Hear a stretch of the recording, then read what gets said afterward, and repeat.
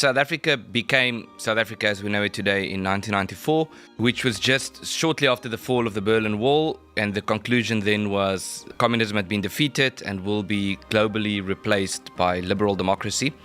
And then Francis Fukuyama famously wrote The End of History, saying that, that's going to be the future. We're now at the end point of human development.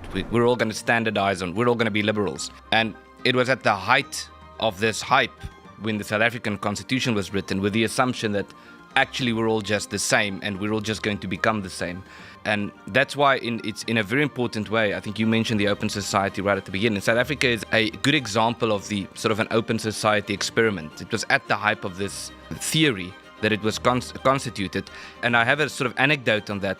The first time I came to America was in 2012, and I spoke at an event at the United Nations in New York. I participated in a conference, and someone sort of pulled me to the side and said that it was someone who worked at the UN, a pretty senior guy. And he said to me, "Look, I see what you're trying to do, but don't do it." He said to me, "It's not going to work." And I said, "What do you mean?" And he said that some of us can see that the cracks are showing in South Africa, but you have to understand that for us, South Africa is the example that should be followed by the world in terms of ideology, in terms of the political system, in terms of the structure.